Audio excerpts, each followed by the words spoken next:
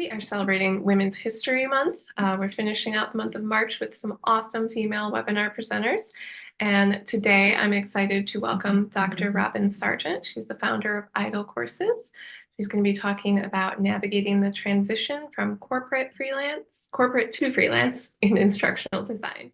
I'm here because I am a female business owner, and it really is something that was challenging for me, especially in our space, instructional design. There just wasn't specific training or information or resources on how to become a freelancer or a business owner in learning and development. And so really it is an honor for me to be here with all of you and to help our next generation of freelancers. So here we go. Let's see. All right. So just like I said, I want to cover the different options that are available to you if you want to stay in this industry as a freelancer. A step-by-step guide. Really, I'm going to show you how to build your runway so you can go from corporate to freelancing full-time. And that includes a bunch of other little things under that, like branding, finding clients, managing your business, and really that work-life balance that may or may not be a myth, but really it's all about setting your boundaries. Now I'm going to dig into what I mean by that. And so this quote really stood out to me by Anne von Furstenberg. If you don't know who she is a famous fashion designer. And I imagine that this probably resonates with you too, right? Maybe you're at that place where you're not exactly sure what type of freelance work you want to do, what kind of business you want to run, what it might look like in the future, but maybe you know the kind of woman that you want to be. You've envisioned yourself as a freelancer and you're thinking about the freedom, or maybe you've envisioned yourself as a business owner, an agency owner, or something else in that vein. And really, I want to encourage you that what you are looking at yourself to be in the future really does start right now. And it also starts with you imagining where it is that you want to be. And so with that, I want to start exposing you to the different types of businesses that you can start and run as a freelancer. Now, freelancer, I think, is one of those catch-all terms. A lot of times we start out maybe as a freelancer before we move to more of a small business in an official type of capacity. But maybe if I start to expose more people, specifically women today, about the different types of businesses that are out there, you might see yourself as a different type of woman. And so, of course, you're probably familiar with the consultant type. I'm going to give you examples for each and every one of them. Women in our industry who are running these types of businesses. But just at a high level, a consultant is probably like the first thing that you think of. Right, it's either that people that go into companies and solve performance gaps and so on, or maybe integrating technology into a company, whatever that is. That's probably what you think of as a consultant, a one-person show that shows up to a business and helps them with their learning and development needs. Fractional developers, fractional positions. This name and this role is growing. It's certainly growing outside of our industry, and I see there are quite a few people who are doing it successfully in our industry as fractional directors of learning and development, fractional chief learning officers, and really that is basically you are doing the full-time job, but more in a part-time role for different clients at the same time. An agency owner, so those e-learning vendors like SweetRush, or that's the first one I think of as far as an e-learning vendor. LearnQuest, there are several different e-learning vendors. And that's basically what I mean by an agency owner. You could also be an agency owner. All it means is that you own a staff of people who specialize in the things that you do, which would be learning and development, to build or develop or to write or to design, or whatever your niche is going to be. And it's an agency that can do those things for multiple different clients. So it's basically a consultant that is duplicating themselves into a business. A business buyer. Now, this is certainly something that was not even on my radar when I started my business back in 2016. And then I went full-time in 2018. I did not even think about just I don't have to bootstrap and do everything on my own and create everything from scratch. I can go out and buy an existing business in the space and improve that business and already have cash flow going. So I want to expose you to that and show you somebody in our industry who has already done that. A solopreneur, that's somebody who's just, maybe you're just an instructional designer. I don't mean it like just, but you are an instructional designer and you only take on instructional design clients and you work them, you maybe stack a couple of them, but that's it. It's just you. You're a one-woman show. Products. I think this is another thing that a lot of people moving to freelance don't think of. They always think of services. But I'm going to get into why I wouldn't always think of only services, because services don't scale. And I'll talk more about what I mean by that. Products. Products are something that you build one time. You put an investment of time and maybe money into it. You build it and you sell it over and over and over and over and over again. You can think of lots of different products that are out there, but they're also products in the learning and development space that you can create, build, sell, right? Or it could be existing, or you can even productize, right? Turn your services into products. And then the last one is a contractor. And what I mean by a contractor is a 1099 contractor, or somebody who stacks multiple learning and development contracts on top of each other. I might go get a contract with Idle Talent. I'll get one with LearnQuest. I'll get one with Clarity Consultants. And now I have 3 or 4 contracts, and I'm working on different projects, getting paid by the hour by all these different companies at the same time. And so that's what I'm talking about when I'm talking about a contractor. All right. So life shrinks or expands in proportion to one's courage. I think that when you see some of these things, a lot of it might be intimidating at first. You just think, oh my gosh, I'm gonna have to do this whole big runway, or I'm gonna have to, go out and acquire these funds to buy a business and so on and so forth. And I want to let you know that all of it is exactly possible. What you dream can become true. I am living proof of it. I've seen it in my business friends. I am in a part of many business communities. And it really is about what is the proportion of your courage? How much can you overcome any kind of intimidation or self-doubt that you have, and just do the action and the steps and the work that it takes that adds up to being exactly where it is that you're imagining yourself to be right at this moment, or even maybe more so by the end of this presentation. So one of the consultants that I look up to in our industry, and I don't know if you've seen her or not, but her name is Lori Niles Hoffman. Now, she has been a consultant in our space. She's specifically called an ed tech strategist.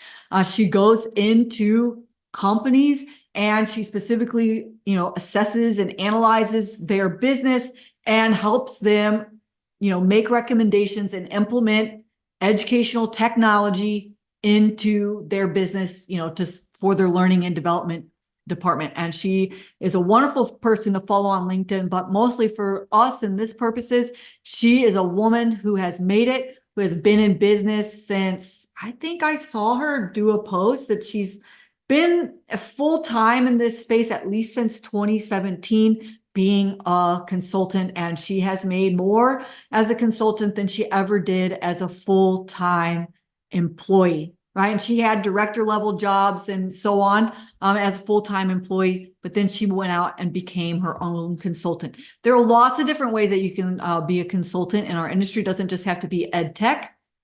There are people who specialize even down to just diversity and inclusion consultants, performance improvement. All they do is just look at what are the performance issues, and they just make recommendations as a consultant, organizational development, and so on. And so really, the point of me exposing all this is for you to also start thinking about what is your zone of genius, not just the things that you've done in your corporate life over and over again, but what is it about the specific tasks that you do in your current job that you love.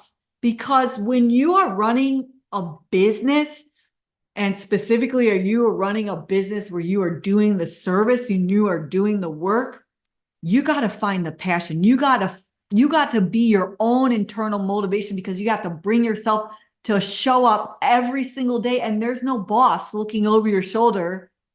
You get paid or you don't get paid, right? But that could actually trickle out for many, many months before, that kind of falls apart. But it's going to be about you showing up and keeping yourself away from burnout, which is very easy to do as a freelancer, just like it is in any kind of thing, but especially in freelance, because you wear so many different hats. And so I want you to get really clear, even if you're not clear right now, just before you even start, you got to get clear on what is it that lights you up, and where is that zone of genius? What is it that comes easy to you and you love to do it? And you can say, I would get up every morning happy to do this one thing, because whenever you get into business, you want to get specialized. When we go out and try and find learning and development jobs, we go out and we try to find them, and we are like showing up as unicorns, right? And I know even when I started my business, I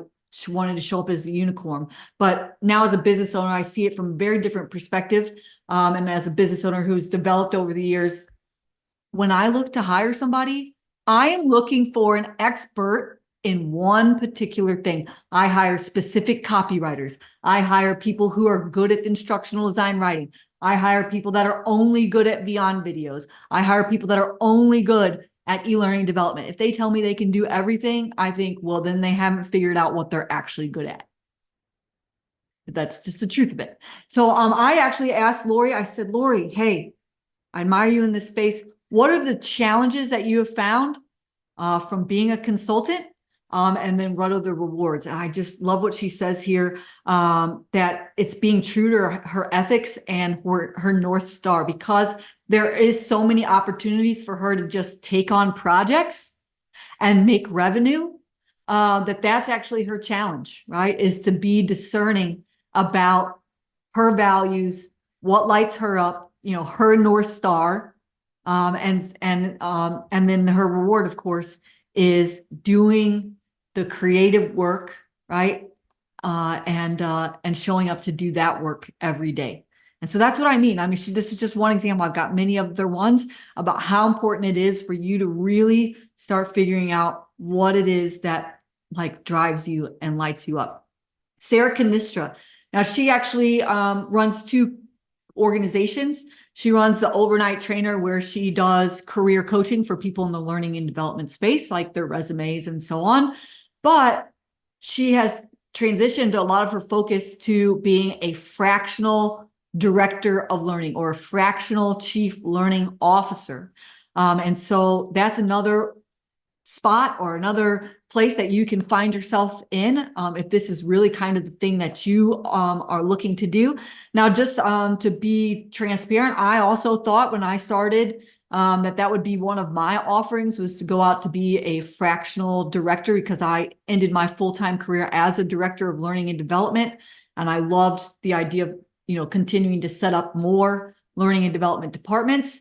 And it is something that now, like I said, I didn't know as much as I know now, so maybe it would have been different, but it was a challenge for me at that time to find clients that were looking for fractional learning and development directors. Now it's become more of a thing. Business owners are hiring fractional chief financial officers, fractional chief marketing officers, and so on, especially small businesses. So if you can find, kind of the small, medium-sized businesses, they're more interested in hiring a fractional than the big enterprise clients out there. And there's lots of different other ways that you can be a fractional learning and development person. I asked Sarah about her challenges and rewards, and it's interesting that her challenge was exactly similar to the challenge that I found when I thought I was going to go that route. I actually, as you know, didn't go that route. And that new clients are not guaranteed. So there are some really, really good months for her, and some really slow months. So luckily for Sarah, she has two different revenue streams, right? She's got her overnight trainer and she's got this fractional. So that probably helps support, her income. But her biggest reward, right, is like to getting to work on projects that would never cross her desk as a full-time employee, right? And then again, this is going to be something that I think is consistent, and all the women that I interviewed for this, like, what is the reward? And it's the ones that light her up, and the ones that, allow her to do the work that inspires her and motivates her. And so that's why I say at the very beginning, I want you to find the work, the tasks, pay attention, like on your full-time job. What drains you? What gives you energy? Keep a list of that. And that is going to help bring clarity whenever you start going and getting clients and getting specific about your elevator pitch and what you do and who you serve and how you serve them.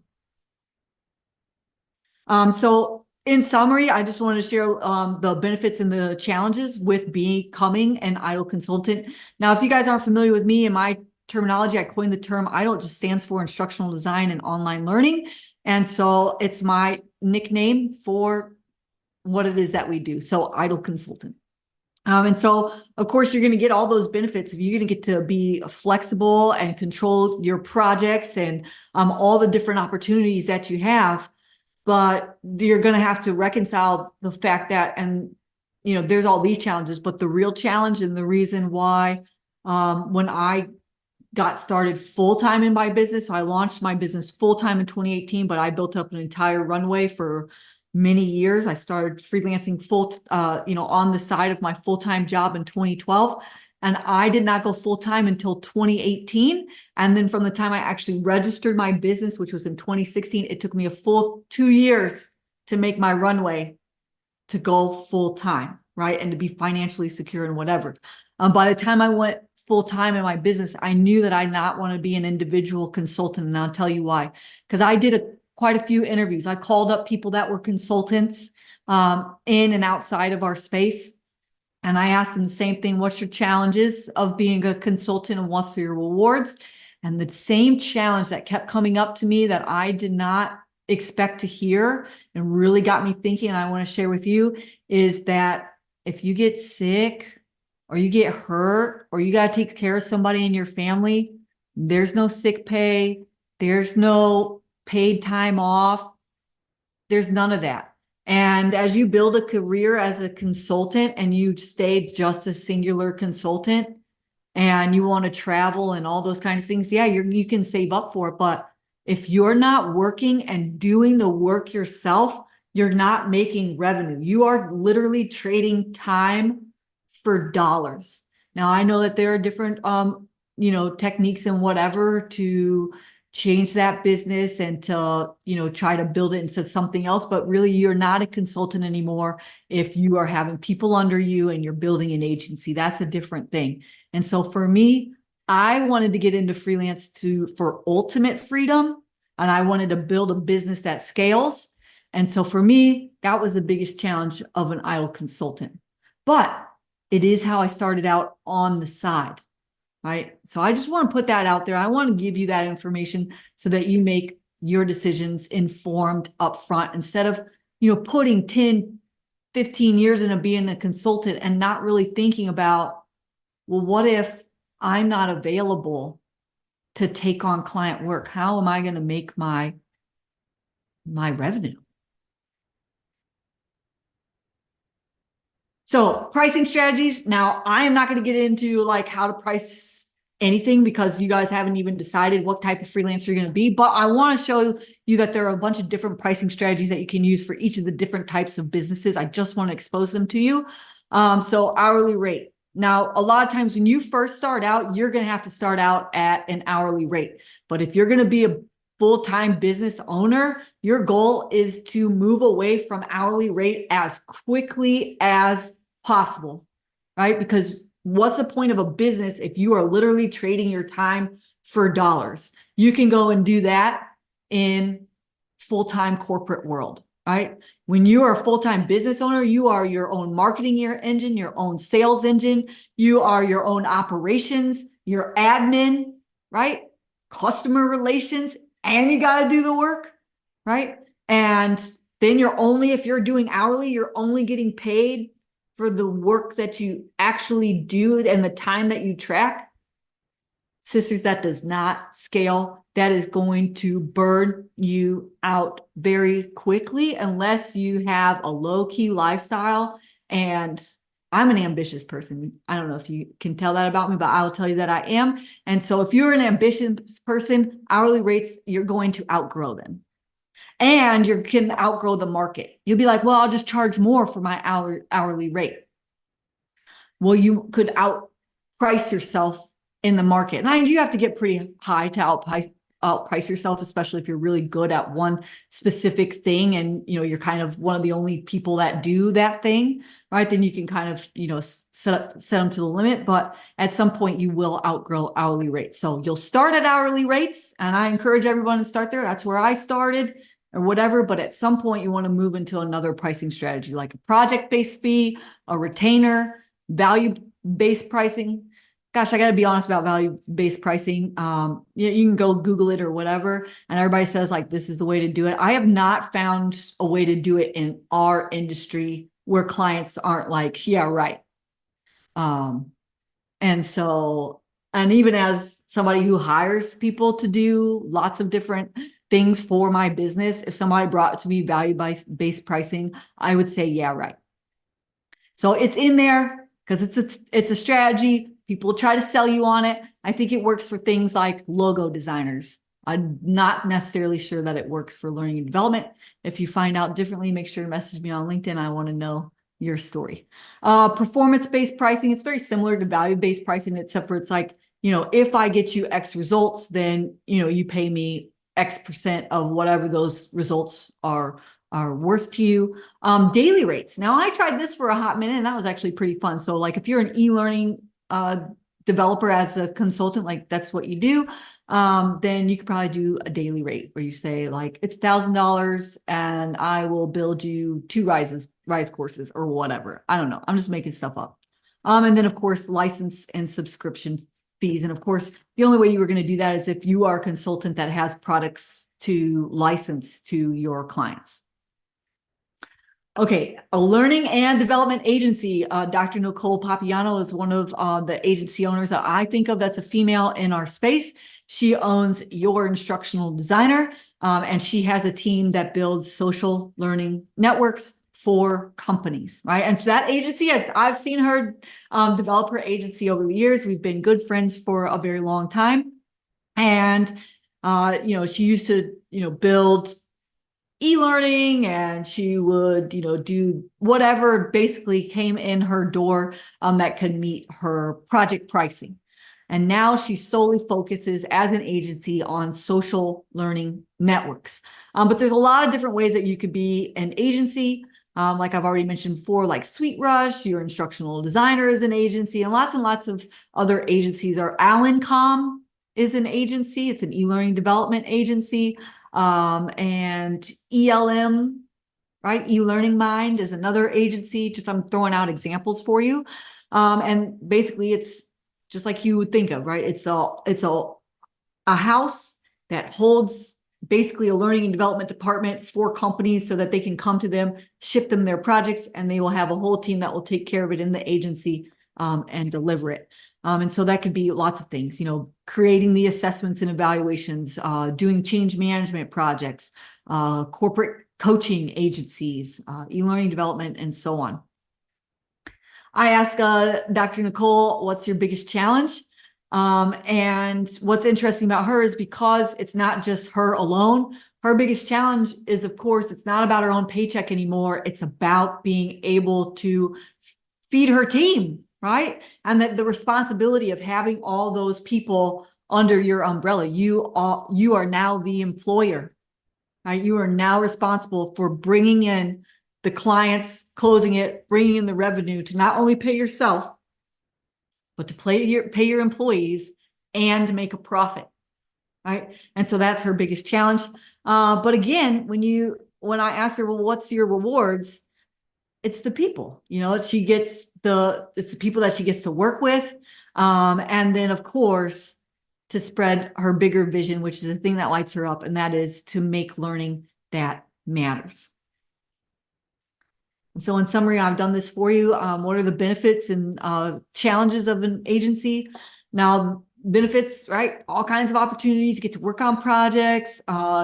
You are going to, she says that the challenges, provided for people, sometimes the people themselves as running an agency are the challenge. I've also ran an agency. I moved from the agency model to my school and a staffing agency, where we more like staff augmentation through idle talent. But I've been in the agency world, and again, I found that it's difficult to scale, because basically now you've gone from one person that is trading their time for dollars to a whole team of individuals, like a whole team of trading time for hours, unless you're doing project pricing. But a lot of times project pricing is in the benefit of the client, and there's lots of reason for that, but I will just say the word scope creep is one of the biggest reasons why it's to the advantage of the client to get you to give them project pricing. But I'm gonna go through some of those hiccups as well. And then of course the challenges in our industry. I mean, I hate the word competition, because I really want you to know, especially as budding freelancers, that there's unlimited opportunities out there for you. There are unlimited opportunities to make revenue and grow your business and get clients. And there's really not, so much saturation or whatever that you can't make a place and serve a client base on your own and in your own way. I promise you, I've done it in multiple different sectors, and I have always found plenty. It's really just what I say about high competition here, as far as the challenge for an agency, is that if you don't differentiate yourself, you will show up just like any of the other agencies that are out there in our space. And so I wanted to be clear about that. So in order to make sure that you have all the opportunities, you really are going to have to do it your own way, and do it in a way that sets you apart and differentiates your service. And that differentiation could be you and how your team does things and what your results are, and certain things like that. But you will have to differentiate yourself. And the other challenge, right, is and when I say economic fluctuations, we can just imagine at right now, when companies, their budgets get tight, what is the first department that they lay off? It's learning and development.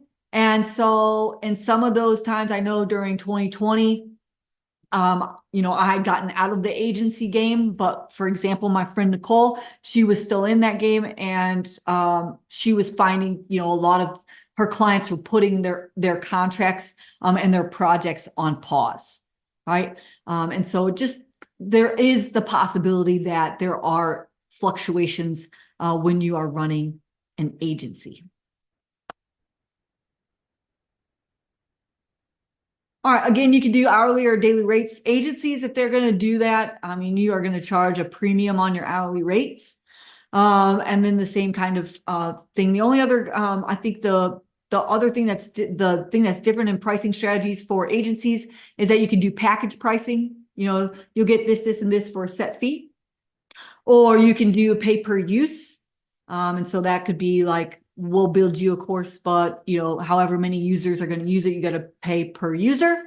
Or you can do a tiered pricing. And we could think of that, for example, e-learning level 1, e-learning level 2, e-learning level 3. That could be a tiered pricing structure. So those are the main strategy differences when you run an agency. Now, this is one I'm pretty excited about exposing you to, and that is being a business buyer. With Vanessa Alzate, she actually started, well, she still owns her agency, but that's how she started. She started as an agency in a learning and development agency. She did the e-learning development and the instructional design. And I think she also did workshops for companies as she built up Nest Egg. And she also went out and she got a loan, and she bought a business. And that business is something that you may be very familiar with, and that is the Kirkpatrick Partners. If you've ever heard of the Kirkpatrick model, that is what she went out and bought. She went out and bought an existing business in our space that was already cash flowing, already had the operations, the employees, and so on set up. And she saw an opportunity there because she liked the culture. Obviously, a lot of us are familiar with the Kirkpatrick model, so she's liked the product that they had. But if you've ever seen the Kirkpatrick model, the Kirkpatrick Partners website, and she's slowly making changes. But if you saw it before she got a hold of it, you probably noticed that it looked a little dumpy. The branding, there wasn't a lot of marketing there. And a lot of the marketing came from just people in the industry knowing what the Kirkpatrick model is. And so she saw an opportunity there to buy that business, right? And rework it with the branding and the sales and kind of tweaking the operations, right?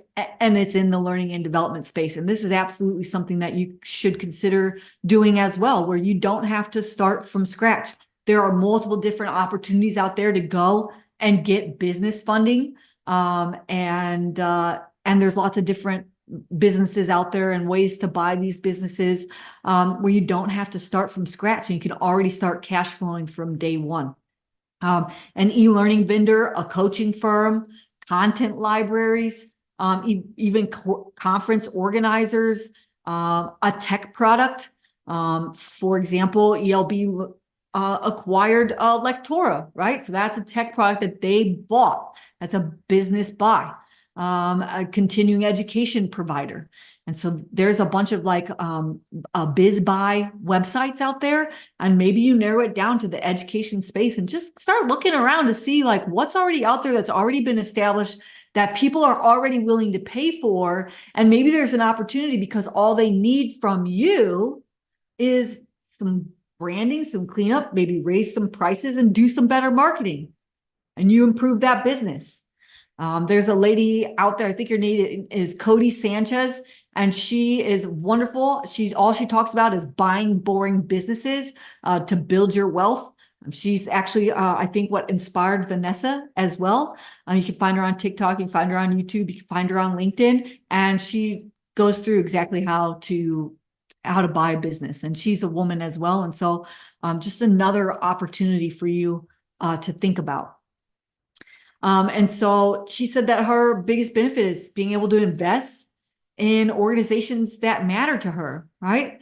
And she's building her empire, and she's not thinking small, right? She's thinking about the woman that she's always wanted to be. And so even though she started out as an agency, she is now a business buyer, and a legit one in our space. And the challenge for her was the lack of information or access to capital support. And thankfully, there is a lot more of that becoming available to us as women. Some of the statistics are pretty staggering about, women who apply, only 35% of them getting the corporate funding that they need, or only getting 65% of the money that they ask for, as opposed to the men in the business space. But I think that the more people like Cody Sanchez and other people out there are giving access to information about how it is that you can go and buy a business instead of it just being a part of a boys club, it's just a whole nother avenue out there for you without you having to put in your own grind for services to build a business. You can get one already built. And then I like her last line. Once you see the behind the scenes, you realize it is not as hard as you think it is. Right? So you get an established brand and reputation, immediate cash flow, an existing customer base you could even build new products or service to sell to them. And you know that it has to be proven. Otherwise, you wouldn't buy it, right? Because they're going to have to show you their quality of earnings over those last years and prove to you that their systems, their product is something people want to buy when they've bought it over and over and over and over again. And you also get a group of trained staff and operational systems. The challenge is going to be an upfront investment, but really, like when I show you your runway to become a freelancer, it's going to be an investment either way. So it's like you want your investment to be time or money. You might inherit the problems that, is the whole reason why that business is selling their business. But if you go into it with your eyes wide open and, you have a mentor or a guide or someone with you along the way, then you can mitigate a lot of those things, right? Just by doing your due diligence. And then of course there's debt and legal liabilities. But you're going to have legal liabilities just opening your own business no matter what. And maybe there's less flexibility at the beginning when you are setting up that business. I just wanted to show you all the different ways that you can actually access capital, because I think a lot of us think, oh, I got to go take out a loan. And while that is one, there's also Small Business Administration, the SBA.gov, gives out a ton of different loans, especially for women-owned businesses. There is seller financing, where the person who's selling the business will actually, finance it for you and you pay it off to them as the cash flow comes in, which is another option. Venture capital, where you go and you pitch your, the business that you want to buy or whatever, and they invest in you. Angel investors, very similar. It's just, a different type of investor. Your family could be your capital. Make sure you get it in contracts. Partnerships. You don't always have to start a business or go find a business on your own. You don't have to take the risk all by yourself. For example, in our space in learning and development, you might be the instructional designer, but who's going to go out and get all those clients? Maybe you partner and start your business with someone in sales. I'll let you know that the first person that I hired full-time to come work for me, and I didn't even pay him till a year later because I couldn't, was a salesperson, and he is still with me, and he is now my president. His name is Blaine McLaren. And I think that is a huge contribution to why my business has grown, is because the first person that I came in to be a partner with me. Now, it's not a partner as in like he owns, half my business or anything, but I just mean I could have done it that way, right? If you don't want to take on 100% ownership and you want to start out with somebody in a partnership, 50-50 or whatever, then somebody who's in sales and you're in, you do the services might be a good option. I'm just putting these things out there to start turning your wheels. Ways to buy a biz: asset purchase, stock purchase, mergers, leverage buyouts. And these are all these, I could get into all these things, but I really want to get to how to build your ramp. And so I just put those on there. So my business, like I mentioned, is a school at this point, which is the only virtual vocational school in the learning and development industry, which is Idle Academy. It started out as just the online course program that I ran and sold all by myself. And it has grown into a full vocational school. We are currently working on full accreditation, and that should be put into place by next year. But you first have to start by getting state authorized. But I mentioned digital products because they are products. Remember when I talked about how products scale? I actually have a story about why I went from client work to starting to work on the school and the staffing agency. But you know what? It's not really a lot of things I want to get into details, because I don't want to, spend our time here with that. But I will tell you that I had a huge book of business. I had this giant whale of a client, and I thought that it would go on for years. And I hired all these contractors up underneath me to get the project done quickly, because the quicker we turned out modules, what happens? The quicker you get paid.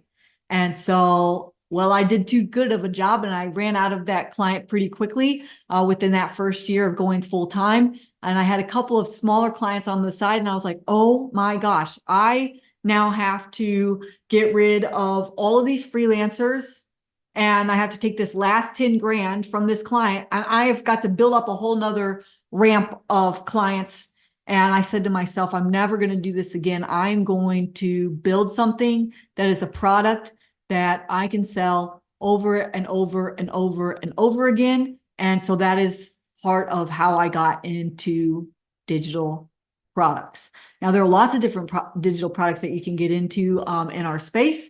You can go out and get a subject matter expert in a gap that you see in the market. For example, you could get a subject matter expert in training dental assistants. I'm just making this up. I don't actually know what the rules are on that.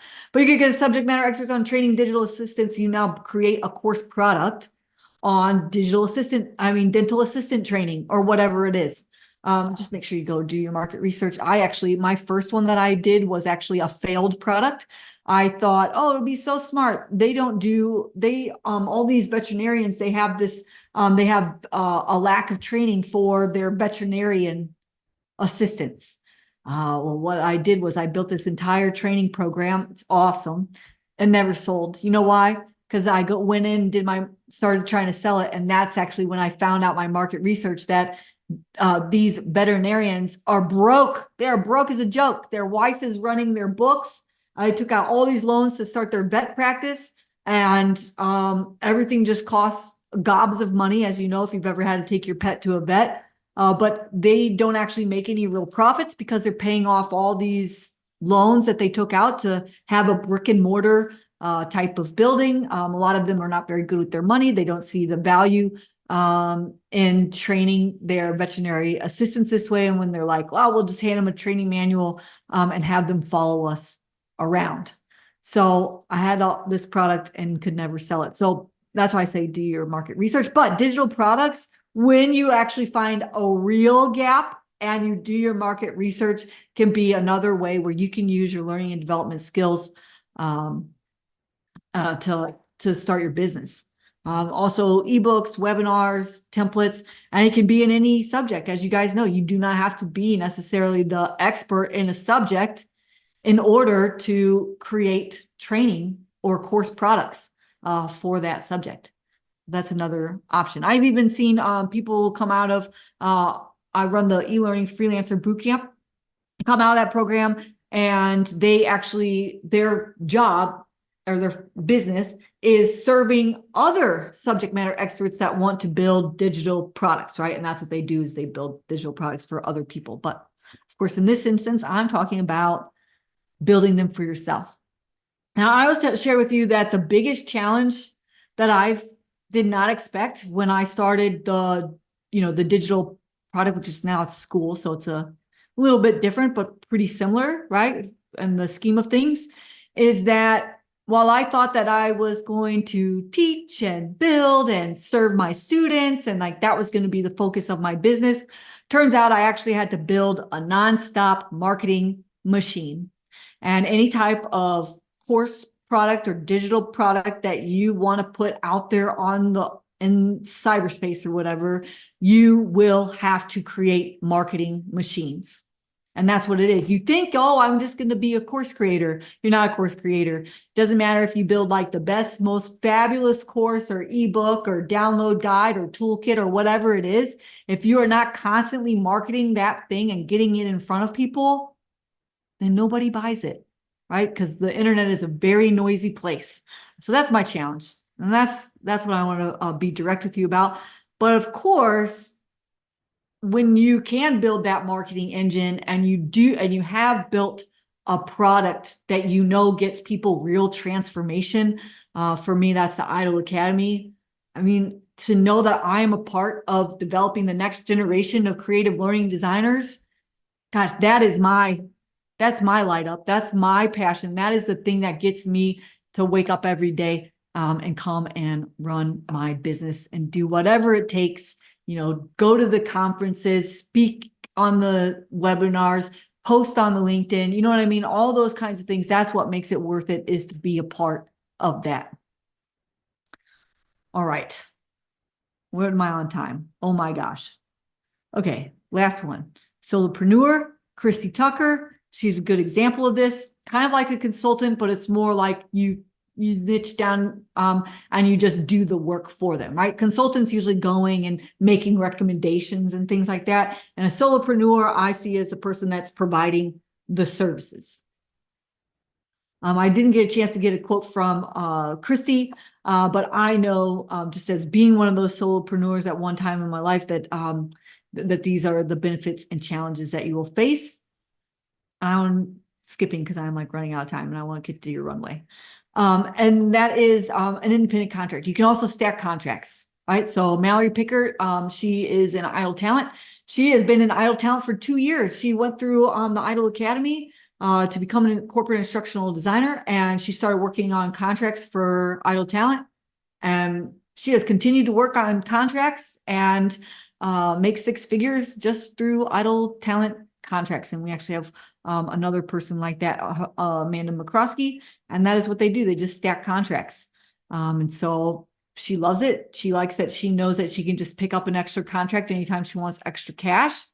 But that's also why she does not love it so much, right? That's not why she loves it so much. And instead it's about the variety of work.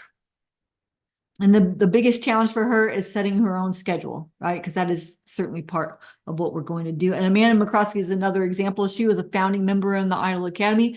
And since she graduated, she has continued to work on Idle Talent contracts since 2020.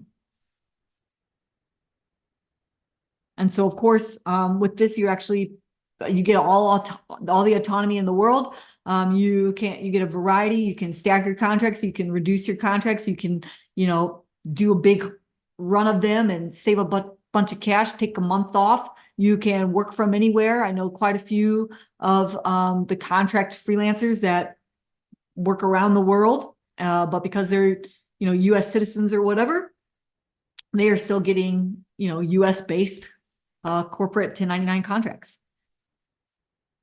Okay, I was just curious if you guys, after going through all of that, have decided maybe like what kind of freelancer or business owner that you want to be. I'd love to see what you guys say as far as how that goes.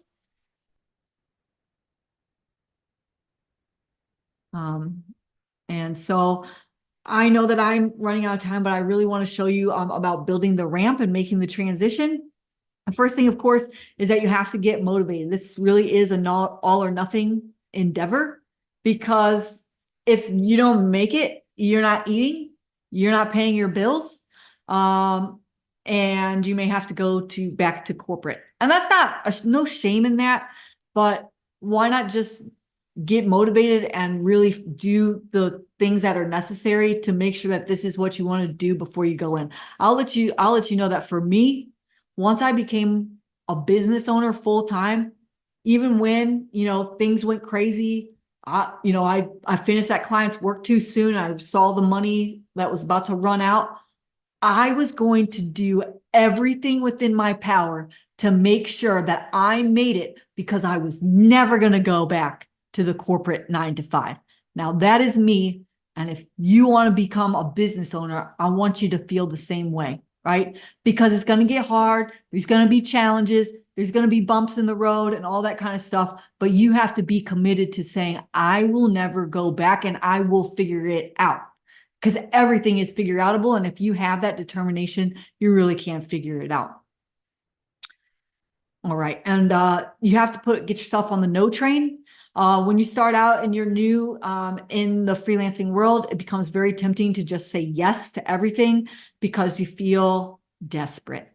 You feel desperate for work. You feel like you don't know where the next job's coming from. And so any job that comes in your door, you say yes to. Or even like I'm talking about outside things too, right? Oh, would you like to do this? Would you like to do that? Oh, you need marketing. Would you do this for free for marketing opportunities? Like, get on the no train, right? If an opportunity does not align directly with your goals, say no. If it does not immediately light you up and you feel compelled with the energy to do it, say no. If it's a maybe or it's a no. Get on the no train. That's how you protect your work-life energy. And I know that it's hard to start nailing down your ideal client, especially if you haven't started working with clients or haven't been able to go get them. But really, just kind of like I've talked about all along this way, is you have to figure out what it is. You got to do your self-assessment, what it is that you like to do. It turns out I like to run the business. I like to delegate. I like to be in charge of things. I like to initiate things. I like to have ideas. So for me, at this point, I'm doing exactly what I want to do, is like being the head of a business, and I have a whole team that is running it. But you need to figure out what it is that you want to do for yourself. Do you want to be the boss that just like runs everything? Then you might need to think clearly about what kind of business that you want to run. Then maybe being a business buyer is more for you, or maybe running an agency is more for you. If you like just love building the e-learning and you like want to do that all the time, then that's going to be more clarity to you about what kind of clients you want and what kind of business you want to build. And then, of course, you'll want to develop your value proposition before you start going out and getting clients, because they're going to need to know like what it is that you do and what you do well and how you serve clients. And if you can't articulate that, it's really hard to win a client. I was going to get into how to do the math and how to look at your success cookbook. And I'll just show you what this looks like just real quick, just so that you know how to fill it out whenever we're done with this. But I want you to start thinking about what are all the things that you need to pay for, your mortgage, your blah, blah, blah, blah, blah. Whatever these expenses are, you put all your expenses in here. You come up with a total monthly expenses. Then if you're going to do hourly rates, right, you're going to need to start thinking, okay, well, my expenses are this, and I desire a 20% profit. And I know my tax rate is 25% because it's much higher for solopreneurs or self-employed. There's your taxes. And then you know that you're going to need to bring in $6,000 a month to reach your goals. Well, as a freelancer, if you're the only one doing the services, guess what that means? That means that you only have about 80 billable hours a month. So you can only actually work on the project for 80 hours, because what are you doing that other 80 hours of the month? You're doing business building, you're doing operations, you're doing phone calls with clients, you're doing, marketing, lead generation, all that kind of stuff, right? And so you really only have 80 hours of billable hours. And so, in order to meet this, you're going to have to do an hourly rate of $75, or you're going to have to do a project price that comes out to this. And so I want you to start thinking about your hourly rates and working backwards from what you need to make before you go full-time, and start building up that book of business. Now, that's how you really make your runway. So it's one thing to know how much you need to make an hour. But if you don't know how long it takes you to do anything, you'll never be able to price projects on a project-based pricing basis. And a lot of, I would say, my success as an agency was that I did project pricing. I did not do hourly rates. Now, of course, my staff augmentation does hourly, but that's not me working. That's my consultants or my contractors working. So what I think really made the difference for me when I ran my agency, and my first year in business full-time as an agency, I will tell you that I made over $250,000. Okay. That was my revenue for that year. And I think the difference that was made was I did project pricing, and I was able to do project pricing because I did time tracking. I knew exactly how long it should take to script per hour. I knew exactly how long it should take to build a Beyond video per minute. So it was like 2 hours for 1 minute of Beyond video, right? With the script and the audio already done. And I knew all the details of exactly how long something takes me. So that kept my budgets in place, and that also kept my projects on track, because I was able to predict exactly how long and also, since I was hiring contractors, I knew how long it should take them to do something, right? And so I would say I would give even them project prices, right? Instead of letting them, because my goal, of course, was to have consistent, predictable expenses in my agency. And so I put them on a project price and say, look, I know that if you're going to make, a 5-minute video, it should take you this long to get, and this long to also include the feedback rounds and yada, yada, yada, yada. Here's my project price. Right. And so in order for you to get that level of clarity, I encourage you to start tracking your time right now, even in your full-time job. How long does it take you to write scripts? How long does it take you to build from a storyboard for a 1 hour e-learning course, right? Get granular. Get really, really granular. This will be, you're gonna bless your future self. Your future self will bless you if you do this, right? It'll be like, oh my gosh, I'm so glad that I did all the time tracking. Lots of free apps that you can do it on, but get it done because it's really important. If you don't know how long it takes you to do a thing, how are you going to charge for it? How are you going to be profitable? You want to start thinking about before you go and get your clients, start showing up like a business, right? So go get your business email address and your business phone number. I just use a Google Voice. It's really easy to get. Google Business is $5 a month because you don't want to show up as like, doodad, whodad, whatever at Hotmail. I'm not sure, whatever, but you know what I mean? Like that's just a regular person. That's not a business. I also want to encourage you before you go get your clients to go ahead and get your LLC and your EIN. That'll protect you in taxes. It'll keep your personal assets from protected from business debts and legal judgments. It gives you tax flexibility. A lot of clients won't work with you unless you have an LLC. There's actually a tax benefit for me as a business to work with contractors who own their own business. So it's a corp to corp contract. So there's lots of different reasons. Also, you show up as more credible. You're serious about running a business and doing a business. So even as a full-time employee, I encourage you to start all of these steps to build your runway, go get your LLC and get an EIN number. And it really is this simple. You just file with your Secretary of State, pay the fee, create an operating agreement, and apply for an EIN at irs.gov. You can do it in a day. Well, you might have to wait for your business license to come back, and then you can go get the EIN. So you can do the LLC in a day. And these steps are in order because you cannot get a business banking account unless you have an LLC and an EIN number. Once you have those two We are almost out of time. I know. Well, is there an option for people to stay with me if they want or leave if they want? Yeah, if you want to keep going, anybody who has time and can stay on is certainly welcome, and we can go through the rest. Yeah, I just have a couple more that I want to share about the ramp. And I'd hate to have an incomplete video on your YouTube channel. All right. Keep going. All right, then. So then you want to open your business banking account and you have to have your LLC and your EIN. You also need an operating agreement. Just use ChatGPT, right? It can help you write your operating agreement. All you have to say is like, I'm 100% owner. I'm running an LLC. The operating agreement is it's me, right? And ChatGPT can help you write one. And then you can open up a business banking. Of course, you need to do a business banking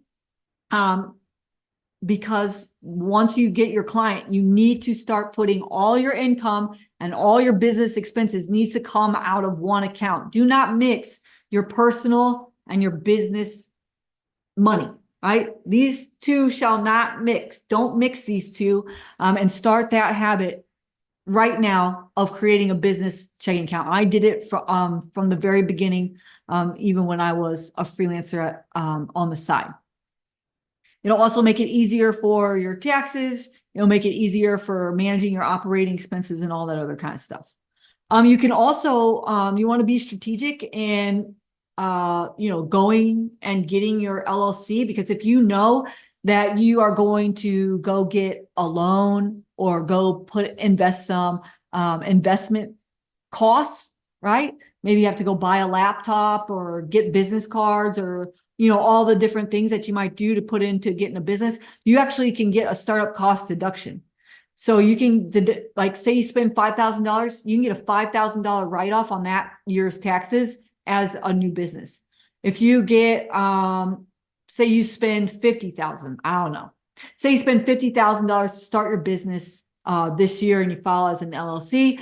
What you can do is the first $5,000, gets given back to you in the first year, and then the rest, that other say it's 55,000, that other 50,000 gets chopped into 15 different payments that you can reduce from your taxes over the next 15 years as a business owner. So that's something to keep in mind.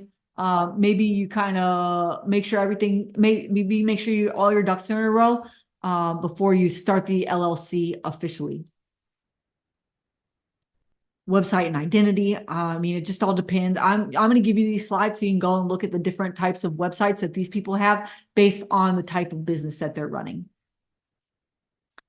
I encourage you right now in your full-time job to start doing marketing from long to short form. Right. So going from a long webinar like this, chopping it up into TikTok videos or LinkedIn videos or YouTube shorts or whatever. That's what I mean from long to short. So if you can start, doing the work of building long form content for your ideal client, that's why you need to understand who your ideal client is first. Then you can have quite a bit built up, right? This, of course, can help you with your SEO, attracting clients, showing up as authoritative, right? And all those other kinds of things that you're going to need whenever you start your business. There's lots of different ways that you can go and get your clients, conferences, networking. I got all my clients from networking in my full-time job. The big whale of a client I got was because I let everybody at the company that I was working at, let them know that I was about to go and start my business full time and that I worked as a freelancer on the side, and they would send people to me. And so that's actually how I got that client and all my other clients. Upwork, I did that for a hot minute. If you are a brand new baby and these other client acquisition things aren't working, maybe go start on Upwork. I did Upwork for a hot minute. I found the worst clients there, but every once in a while I found an interesting project. And then SEO. So you can actually bring people to you through providing valuable content on your website. That's why I encourage you to start building your marketing long form content early. And here's a bunch of other ways that you can go and get clients. Of course, once you have to engage your clients, right? They show up, you've acquired them, then you're really just going to have to show up with confidence and be the person that you want to be, right? You got to show up as if you are already successful. You've already been there, done that before. If you show up like, I just a small business, I don't really know, then you're not going to get confidence from the people who are interested in buying your services or your products, right? And so just be prepared for any objections that they're going to have, so that you can handle those objections in the moment. And please, please, please remember this. This is really important in business. Time kills all deals, right? So make sure that you are always following up with any client that you meet with or are talking to or engaging with, right? If you let things go and you let them go on too long, right? You've killed your deal. And then, of course, when you're working the project, I want you to make sure that you are showing up as your absolute baddest, most creative, best self. I almost said a naughty word. And so I just want you to make sure that every client that you serve is building your reputation. It is a small industry, and people are always referring other people in the industry to clients. And so it is important that you keep your reputation. Reputation is huge as a business owner. So you want to make sure that you put everything in writing. You're tracking your time. You are a good communicator. You are kind, right? And you put in your best effort and you will show up like a professional. And there it is. Show up as if your business is already successful. Just like Aristotle and NASA says, to be successful, you must act big, think big, and talk big, right? It really is about the confidence from the very beginning. You are, yes, of course, your confidence will grow. But if you want to start landing clients and you want to start doing work and you want to start getting projects, you need to show up confident from the very beginning. And so I encourage you to even put this on a sticky note. Like, how would I show up today if I already knew that I was successful? Right? And that's really how you want to show up in your business and for your clients and for the work that you do every single day. All right, I'm at the end. These are some professional development books that I put in here for you. If you are interested in being an e-learning freelancer or an instructional design freelancer, it's me, Chrissy Tucker, and Dr. Nicole Papiano creating the e-learning freelancer bootcamp. I just want to let you know that is available. It's all the things on pricing and getting clients and on and on. That's available for you. I also built the Idle Business Box, which is a toolkit of everything you can need as a learning and development contractor.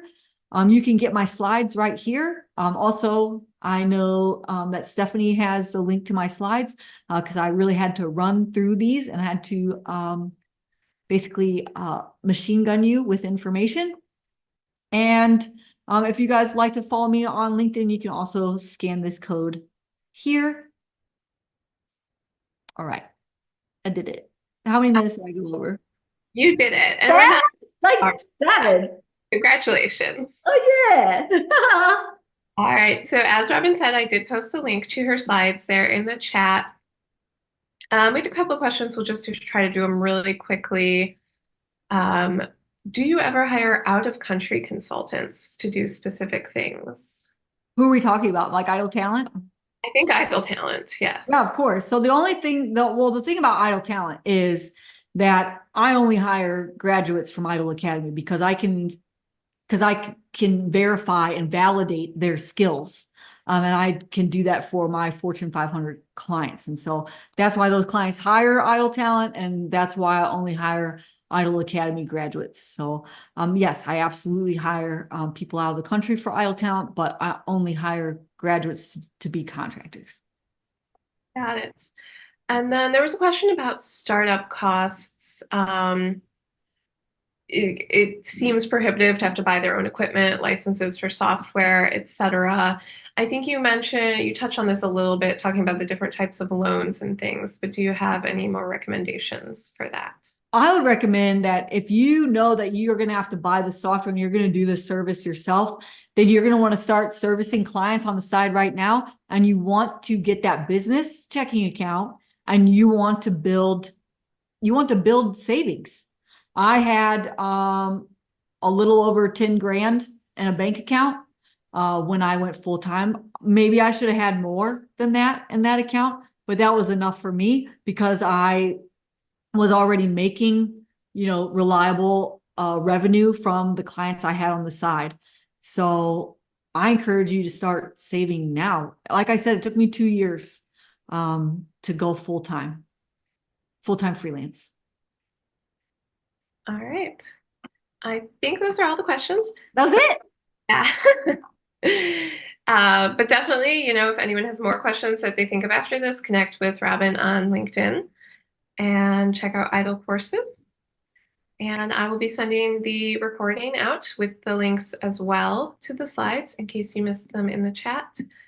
And yeah, thank you so much, Robin, for joining us. Thank you to all attendees.